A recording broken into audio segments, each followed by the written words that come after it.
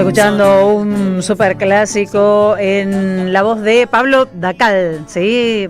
La canción de Rodrigo, por supuesto, porque veníamos de Córdoba. Estamos en el 1132000530. Enseguida me voy con ustedes, oyentes, que tengo muchísimos por aquí, y también vía streaming. Somos Radio AM 530. ¿Qué está pasando con la economía? ¿Notaron ustedes que aumenta la nafta, aumenta la prepaga, todo lo que veas aumenta la energía, pero la inflación afortunadamente se mantiene estable? Aumenta el dólar también, claro. Voy a saludar a Nicolás Bosquín, que es economista, que es politólogo, investigador y profesor. Le agradecemos muchísimo que nos reciba. ¿Cómo estás, Nicolás? ¿Qué tal? Buen día, ¿cómo están? Bien, es un poco raro, un poco confuso todo lo que estamos viendo con respecto a la economía, ¿no? El bolsillo dice una cosa, los números de la inflación, los números oficiales dicen otra. Sí, eso suele pasar igual. ¿Sí? Suele pasar que las percepciones de la inflación y la inflación registrada no coincidan en ningún lado, digamos. Claro. Uno muchas veces dice, ya no puede ser que la inflación de 1,5 si a mí me subió tanto. Bueno, en general uno tiende a ser más consciente de las cosas que suben que de las que no suben. También es cierto que efectivamente la canasta con la cual el INDEC construye el índice de inflación es una canasta que tiene subrepresentado el peso de los servicios públicos. Claro. Porque es una canasta que se elaboró en el año 2004, o sea, lleva más de 20 años esa canasta, era como se elaboró en base a una encuesta de consumo de hogares, un promedio se armó y se hizo esa canasta. Bueno, esta es la canasta de una familia tipo, perfecto. ¿Cuánto sumamos cada cosa? Y obviamente de acá a 20 años han cambiado los pesos relativos de distintas cosas en la canasta. En particular está, por ejemplo, está muy sobre representada la carne vacuna. Mira. Cuando en los últimos 20 años ha crecido el consumo relativo de cerdo, de pollo en relación con la carne vacuna. Así es. En todos lados, y bueno, eso sobre todo por la expansión de la frontera sojera, digamos, la disminución del stock vacuno, pero bueno, sigue pesando muy fuerte la carne vacuna en esa canasta estadística, con lo cual subas del precio de la carne generan subas muy grandes de ese índice, más que lo que efectivamente impactan, pero sobre todo lo interesante es que eso tiene que en particular los servicios están subrepresentados, y eso se nota cuando uno compara, por ejemplo, el índice nacional con el índice de la Ciudad de Buenos Aires, que es un índice más actualizado, sí, y donde el peso de los servicios es un poco mayor, y por eso sabemos que el índice de capital, que ya siempre se publica una semana antes que el nacional, suele dar distinto, justamente a veces más arriba, a veces más abajo, justamente porque pondera más los servicios, que es algo que aparte, particularmente en una ciudad como Buenos Aires, tiene mayor peso, por ejemplo, porque los porteños usamos mucho más transporte público que lo que usan gente de otras ciudades en las cuales hay menos transporte público. Claro, en ese sentido, para tener en cuenta esos datos, pero bueno, el hecho de que te parezca que la inflación es menos que lo que es más que lo que dicen los índices, tiene parte de verdad por cómo se han construido los índices, y también tiene un poco parte de elementos de percepción que... Bueno, de todas maneras, los salarios están muy planchados, esto es verdad, Eso es otra cosa, sí, efectivamente, eso sí, efectivamente. Todo este primer semestre del año 2025 fue un semestre en el cual los salarios perdieron contra la inflación, todos los salarios perdieron contra la inflación, igual que el primer semestre del año pasado, o sea, los dos primeros semestres los salarios han perdido. En el segundo semestre del año pasado, la segunda del año pasado, hubo algunos que ganaron y otros que perdieron, ¿no? Pero bueno, este tercer semestre del gobierno de Milei ha sido un semestre en el cual los salarios han perdido contra la inflación absolutamente en todos los sectores. Bien. ¿Qué está pasando con el dólar, Nicolás? ¿Cómo comprendemos estas tensiones con el precio del dólar? Bueno, lo que está pasando es que al gobierno se le acabó una de las ventanas temporales más importantes, que es el segundo trimestre del año, que es el trimestre de la cosecha. Sí. Argentina sigue siendo un país que tiene como su principal fuente de exportaciones la cosecha de la soja y de la soja y del maíz, digamos, que se cosechan en otoño, y eso se acabó, esa cosecha, la cosecha gruesa se llama, que es un momento de afluencia de dólares. El esquema cambiario que tiene el gobierno es un esquema que es absolutamente inestable. Si uno ve las últimas estadísticas publicadas por el INDEC respecto del comercio exterior, da cuenta de un estancamiento de las exportaciones y un crecimiento brutal de las importaciones. Casi se han duplicado en dólares en el último año, un poco menos, pero 70 y pico % de aumento de las importaciones en dólares en el último año. Ni hablar del consumo de turismo emisivo. O sea, el dólar barato que tiene Argentina ahora se sostiene genera tensiones cambiarias importantes, y el gobierno las está sosteniendo básicamente con tasa básicamente con deuda y con tasa. O sea, claro. Para el gobierno es importante el dólar barato porque el dólar barato le asegura que baje la inflación, es el principal medio para que baje la inflación, junto con otros, como por ejemplo la contención salarial. Tenemos que el gobierno rechace firmar paritarias que no le gustan, demasiado altas, pero aparte está el dólar. Principalmente, la principal razón por la cual la inflación bajó en Argentina es el atraso cambiario. Y el gobierno lo sostiene a rajatabla y por eso, ¿cómo sostenemos un dólar tan barato? ¿Cómo sostenemos que un café en Villa del Parque cueste lo mismo que un café en Copenhague? Sí. ¿Cómo hacemos que esto suceda? Sí. Bueno, dado que nuestros salarios no son los mismos que lo que hay en Copenhague, ¿cómo lo sostenemos? Principalmente con dos mecanismos, deuda y tasa. En el caso de la deuda, es el aporte del Fondo Monetario, agreguemos lo que fue el año pasado el blanqueo, fuentes de ingresos de dólares, diciendo, bueno, tengo un respaldo de dólares para aportar y en caso de que haya demanda de dólares, vamos a tener este respaldo para que el dólar no suba. Pero sobre todo la tasa. Argentina está pagando tasas de interés del 3 y pico % mensual en las letras de capitalización.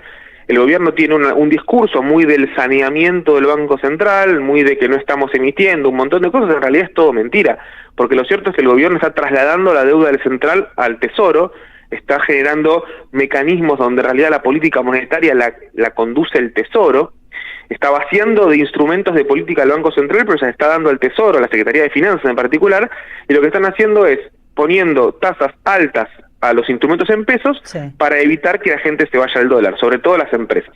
Recordemos que el cepo que se levantó en abril, se levantó solamente para las personas, no para las empresas. Sigue habiendo un cepo importante. Las empresas solamente pueden comprar dólares sobre la base de sus resultados corrientes, no sobre el stock viejo. Quiere decir, una empresa puede comprar dólares si ganó plata este año, pero con lo que ganó el año anterior no puede. Con lo cual sigue restringida la demanda de dólares. El gobierno está tan preocupado por mantener el dólar barato que, por un lado, frena la demanda de dólares con políticas como la tasa de interés muy alta o con el cepo, y por otro lado intenta asegurar la oferta con básicamente deuda externa. Entonces, o blanqueos y distintas formas de, Caputo pasando la gorra por distintos lugares para conseguir dólares. Ese mecanismo lo que da cuenta es que esta macroeconomía, más allá de las pretensiones de estabilidad y de saneamiento que plantea la narrativa oficial, lejos está de estar saneada o estar arreglada, sino todo lo contrario.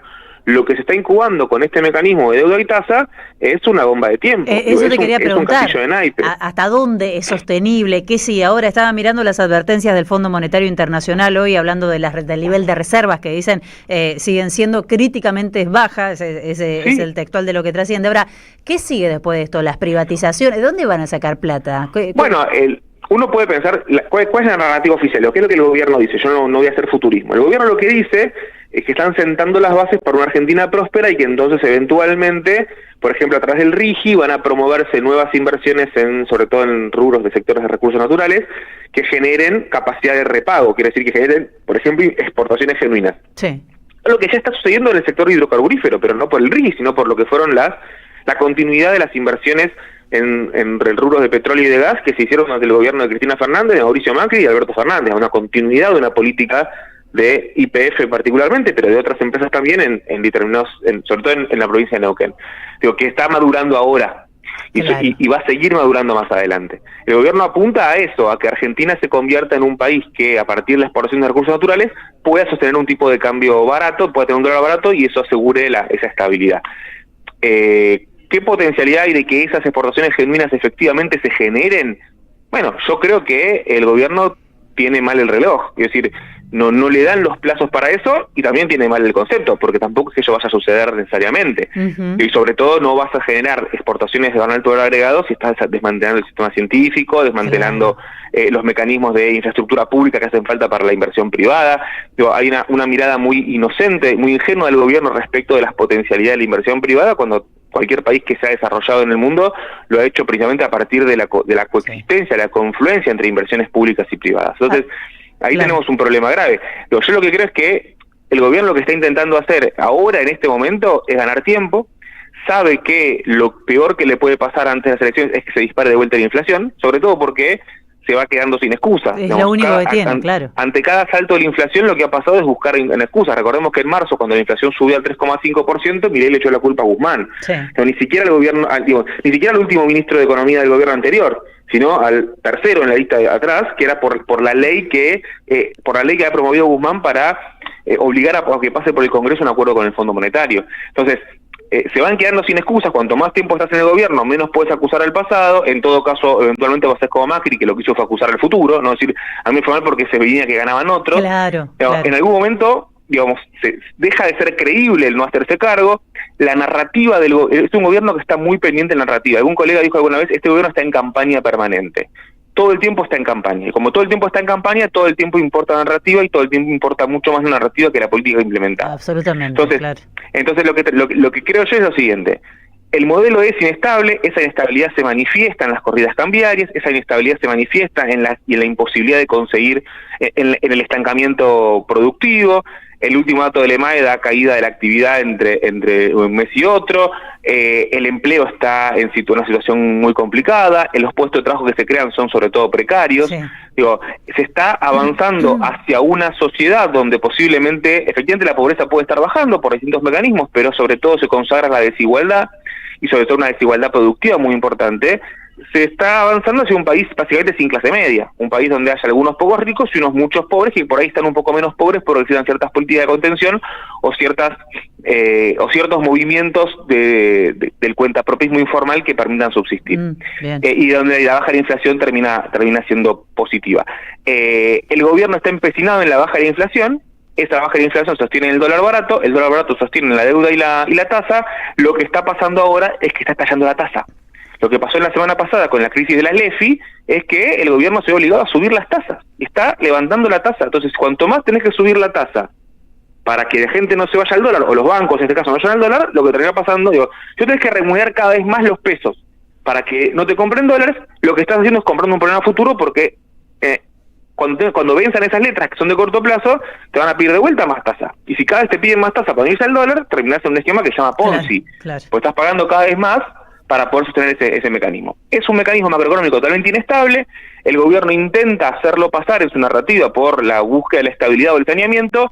Lo cierto es que esto en Argentina no tiene nada de novedoso, y más allá de que el gobierno diga que con el superávit fiscal hay algo nuevo, lo cierto es que no tiene nada que ver, no solo porque el superávit fiscal es falso, porque si uno contabiliza la capitalización de intereses se cae, sobre todo porque efectivamente no es cierto que el superávit fiscal resuelva todos los problemas, sino que el gran problema argentino es justamente el desequilibrio externo, y este gobierno con sus políticas de barato lo que está haciendo es haciéndolo más problemático o lo pateando para adelante. Incrementándolo. Sí, cierro con esta, Nicolás. Ayer se fue Demian Rey del equipo de asesores, ¿no? Esa mesa de economistas que supuestamente asesoraba a Javier Milei.